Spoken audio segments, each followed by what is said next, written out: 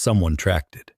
A civilian flight monitoring service, one of the open-source intelligence networks that tracks military aircraft movements globally, flagged an unusual departure from Tinker Air Force Base in Oklahoma at 4:47 a.m. Eastern Time. An E-6B Mercury, call sign Hardhead 1, climbing to 35,000 feet and heading east over the Atlantic. For most people, that designation means nothing. For anyone who understands American nuclear command architecture, it means everything. The E-6B Mercury is not a fighter jet. It's not a bomber. It's not a reconnaissance aircraft. It is the airborne command post designed to coordinate the entire United States nuclear arsenal in the event that ground-based command systems are destroyed. It is, in military terminology, the doomsday plane. The aircraft that ensures America can launch nuclear weapons even after Washington is gone. And it went airborne within 6 hours of Iran's announcement. 220 U.S. soldiers killed in 24 hours. That's the claim Tehran broadcast, across state media, across international networks, across every platform designed to reach American audiences. 220 American military personnel dead across multiple bases in Kuwait, Bahrain, Qatar, and Saudi Arabia. The single deadliest day for American forces since the height of the Iraq War. The Pentagon has not confirmed this number. The Pentagon has not denied this number. The Pentagon has issued a statement acknowledging casualties across multiple installations without providing any specific figures. That silence is not an accident. And the nuclear command plane circling over the Atlantic is not a coincidence. Something happened in the last 24 hours that has fundamentally changed American military posture. And the American public is being told almost nothing about what it was. Let me be precise about what we know and what we don't know, because the gap between those two categories is where the real story lives. Iran claims 220 U.S. soldiers were killed across coordinated strikes on multiple American installations in the Persian Gulf. They've released footage. They've provided coordinates. They've named specific bases. Al Udeid in Qatar, Camp Arifjan in Kuwait, Naval Support Activity Bahrain, Prince Sultan Air Base in Saudi Arabia. The footage shows impacts. It shows fires burning. It shows what appears to be significant structural damage to facilities that house American military personnel. The Pentagon says American forces sustained casualties during Iranian attacks on multiple forward operating locations. That's the exact wording. Sustained casualties. No numbers, no breakdown by location, no indication of whether the casualties are wounded, killed, or both. Here's what physics tells us about the footage Iran has released. Multiple direct impacts on troop housing facilities. Fires burning across vehicle depots and equipment storage. Secondary explosions consistent with ammunition or fuel detonation. Structural collapse of buildings designed to house dozens of personnel. You cannot have that level of impact on occupied military installations and walk away with single-digit fatalities. The mathematics of blast radius and fragmentation make that physically impossible. Either Iran's footage is fabricated, which Western intelligence has not claimed, or the Pentagon is not telling the American public the truth about what happened to American soldiers in the last 24 hours. The families deserve to know. The American public deserves to know. And the E-6B Mercury circling overhead suggests that someone in the chain of command believes the truth is serious enough to warrant nuclear contingency activation. This is the information warfare that happens before the public relations battle is even engaged. The Pentagon has a standard protocol for casualty notification. Families are informed first. Then official announcements follow within 24 to 48 hours. Names are released. Numbers are confirmed. The public record is established. That protocol exists because the military learned, painfully, during Vietnam and Iraq, that information vacuums get filled with speculation and enemy propaganda. Transparency, even when the news is terrible, maintains public trust better than silence. The current silence violates every lesson of the last 50 years of military communications. No casualty numbers. No timeline for announcement. No press briefing scheduled. No congressional notification that is leaked to media. Just a single statement acknowledging that casualties occurred without any indication of scale. And then, the nuclear command plane.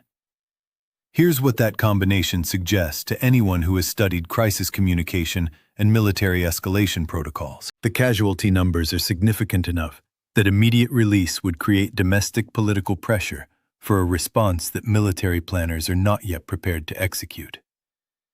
The situation is fluid enough that confirming specific numbers might compromise operational security for ongoing activities.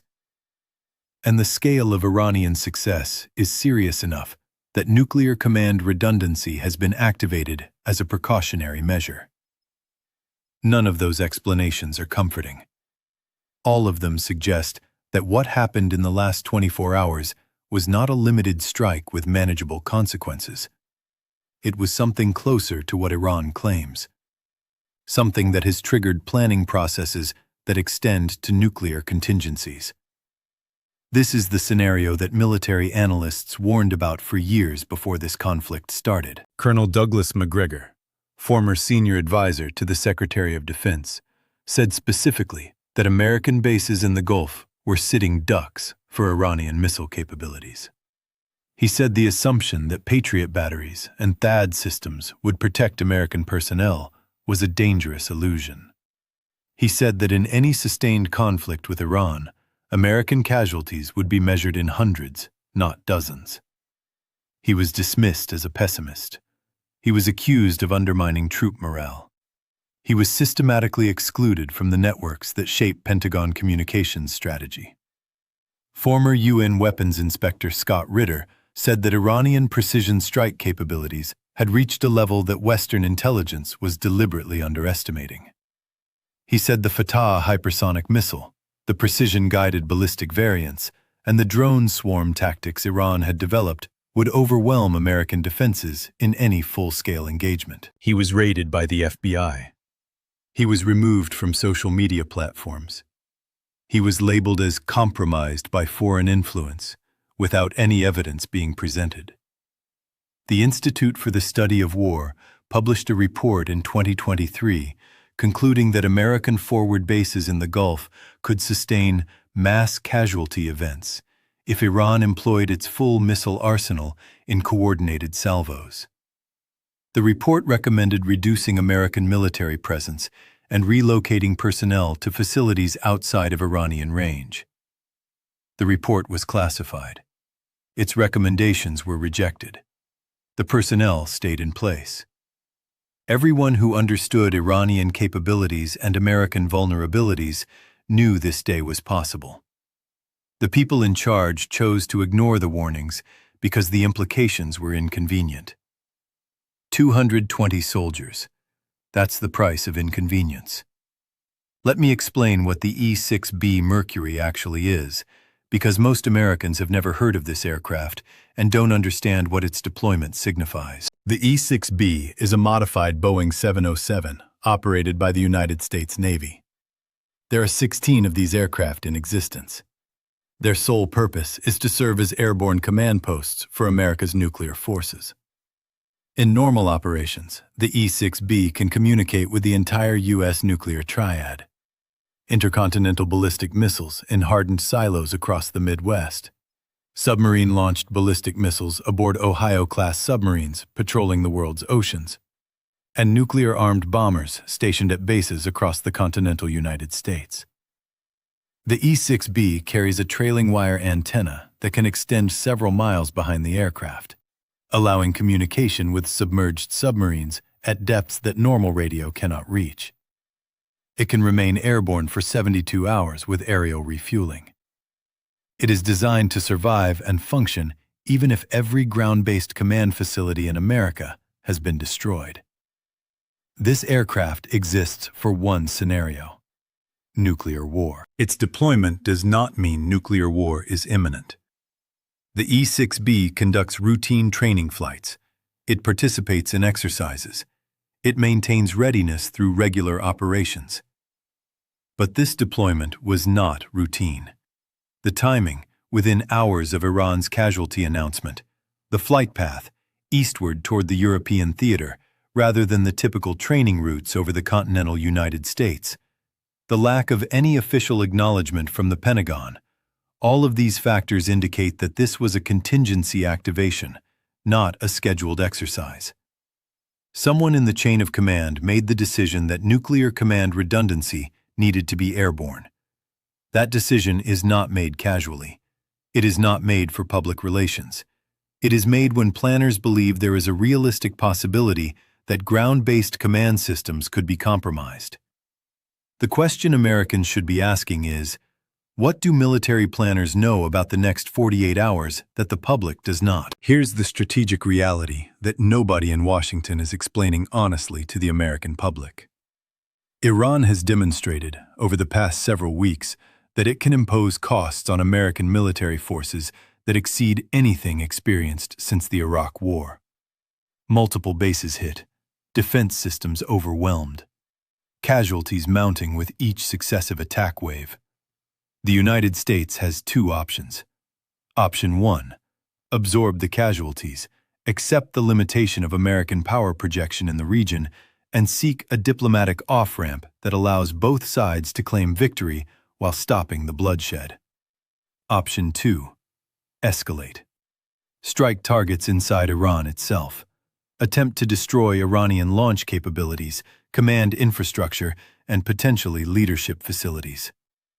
Option 2 is what the E-6B deployment suggests is being planned.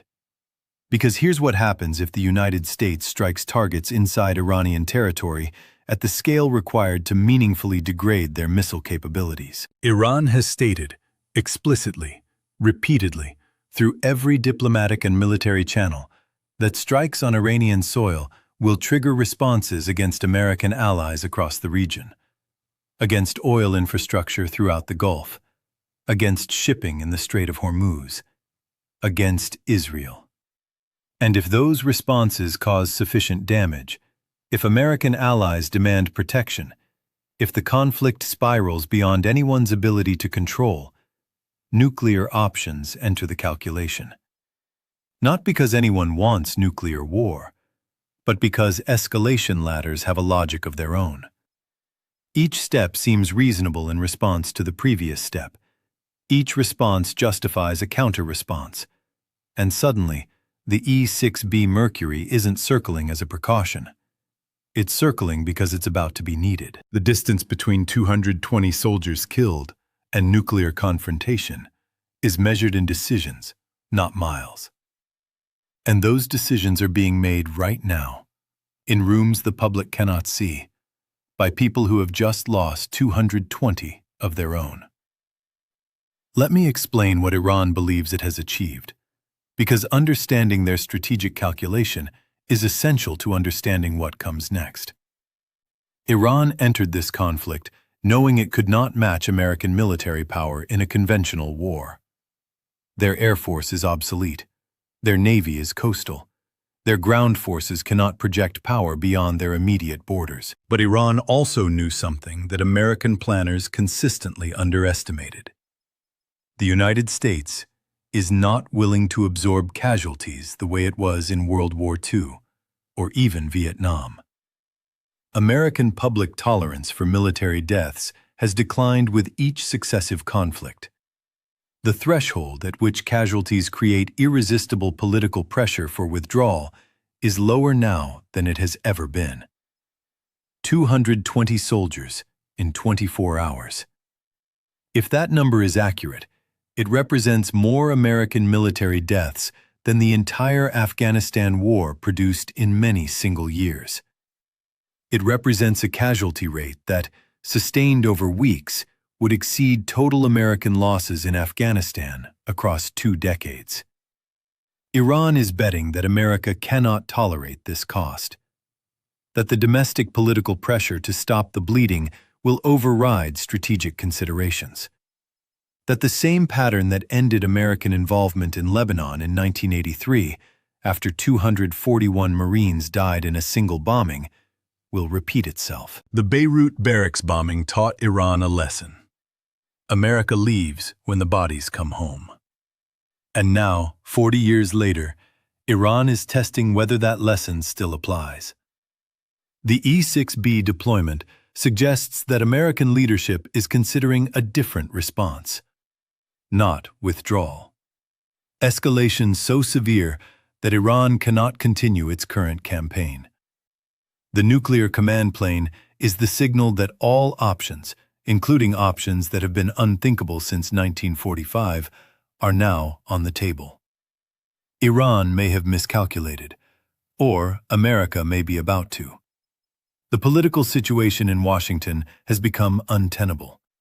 If 220 American soldiers died in the last 24 hours, this is already the deadliest single day for American forces since the Tet Offensive in 1968. It is a catastrophe that demands response. It is a failure that demands accountability.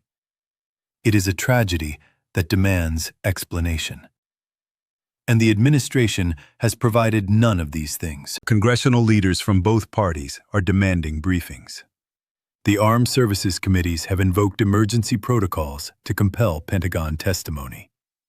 Families of deployed soldiers are overwhelming military casualty assistance offices with calls that cannot be answered because no one is authorized to confirm what has happened.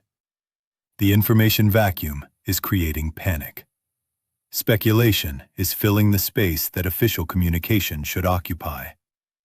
Social media is circulating unverified claims that the number is higher than 220, that the Pentagon is hiding additional casualties in categories like wounded in action or missing. This is exactly what happens when military leadership fails to communicate during crisis. Trust collapses. Conspiracy theories flourish. The public makes its own conclusions based on the available evidence. And the available evidence, the footage from Iran, the E-6B deployment, the Pentagon's refusal to provide numbers, leads to conclusions that no official statement can now easily reverse. The administration has 48 hours, at most, to provide a credible accounting of what happened. After that, the political damage becomes permanent. The narrative becomes fixed. And the pressure for retaliation, regardless of whether retaliation is strategically wise, becomes irresistible. Let me be direct about what nuclear escalation would actually look like, because the term has become so abstracted that people forget what it means in practice. The United States has tactical nuclear weapons deployed across the European theater and available for delivery by aircraft based in the Persian Gulf region. These are not city-destroying strategic weapons. They are low-yield devices, some as small as a fraction of the Hiroshima bomb, designed for battlefield use. The theory behind tactical nuclear weapons is that they provide options between conventional warfare and civilization-ending strategic exchange. They allow military planners to imagine scenarios where nuclear weapons are used without triggering global annihilation. This theory has never been tested. No nuclear weapon has been used in combat since 1945. If the United States uses a tactical nuclear weapon against Iranian military infrastructure, it will be the first nuclear detonation in war in 80 years. The global response is unpredictable. Russian and Chinese reactions are unknown. The precedent it establishes, that nuclear weapons are acceptable tools for conventional conflicts, cannot be undone. And here's what military planners are calculating right now. If Iran continues killing American soldiers at the current rate, and if conventional strikes on Iran fail to stop the attacks, the pressure to use limited nuclear options will grow. The E-6B deployment is part of preparing for that contingency, not committing to it, preparing for it. The nuclear threshold is closer than it has been since the Cuban Missile Crisis. And unlike the Cuban Missile Crisis, there are no back channels, no diplomatic relationships, no shared understanding between American and Iranian leadership about where the red lines are. We are in uncharted territory, and the plane that coordinates nuclear strikes is airborne. The world is watching this unfold with a combination of horror and calculation. China has issued a statement calling for immediate de-escalation and diplomatic resolution. Behind that diplomatic language, Chinese military planners are studying every detail of Iranian tactics. They are learning what works against American defenses. They are updating their own war plans. Russia has offered to mediate, while simultaneously providing Iran with satellite intelligence and electronic warfare support. They are playing both sides, positioning themselves as peacemakers while enabling the conflict to continue. European allies are in crisis. NATO obligations technically apply if American forces are attacked. But no European nation wants to be drawn into a war with Iran that could escalate to nuclear exchange. The alliance is straining under pressure it was never designed to withstand. Oil markets have already priced in worst-case scenarios. Brent crude is trading above $110 per barrel. Analysts are discussing $150 oil if the Strait of Hormuz closes. The global economy is holding its breath. And in every capital that has ever considered challenging American power, the question is being asked: if Iran can impose these costs, what assumptions about American military dominance need to be revised? The world order that has existed since 1945 is being tested, and the results of that test will be determined in the next few days. Let's step back and see what has actually been demonstrated. A sanctioned nation, isolated for 40 years, denied access to Western technology and financial systems, has killed more American soldiers in 24 hours than died in many years of the Afghanistan war. They have forced the deployment of America's nuclear command aircraft. They have demonstrated capabilities that Western intelligence consistently underestimated. This is what strategic patience looks like. 20 years of missile development, 20 years of doctrine refinement, 20 years of studying American vulnerabilities and designing systems specifically to exploit them. Iran has proven that conventional military superiority does not guarantee immunity from cost. That trillion-dollar defense budgets do not guarantee protection. That the assumptions underlying American force projection for 3 decades require fundamental revision. Every adversary of the United States is learning from this moment, and the lessons will shape military calculations for a generation. Douglas MacGregor warned them. Scott Ritter warned them. The classified assessments that were ignored warned them. They warned that American bases in the Gulf were vulnerable. They warned that Iranian capabilities exceeded public estimates. They warned that casualties would be severe if full-scale conflict erupted. 220 soldiers, anyway. In 24 hours. With the nuclear command plane overhead. The families are waiting for calls. The Congress is demanding answers. The Pentagon is silent. And somewhere over the Atlantic, an aircraft that exists solely for nuclear war is maintaining altitude, monitoring communications, and waiting for orders. History is measured in moments like this. Moments when decisions made in classified rooms determine whether conflicts remain conventional or cross thresholds that cannot be uncrossed. Moments when the aircraft that coordinates nuclear strikes is not a theoretical capability, but an active participant in crisis management. The warnings were delivered. The warnings were ignored. The price is being paid in American blood. And the next 48 hours will determine whether that price is the end of this crisis or only the beginning. The E-6B Mercury remains airborne. The nuclear codes remain accessible. And the decisions that will shape the next decade of human history are being made right now by people who just learned that 220 Americans are never coming home. History doesn't wait for leaders to be ready.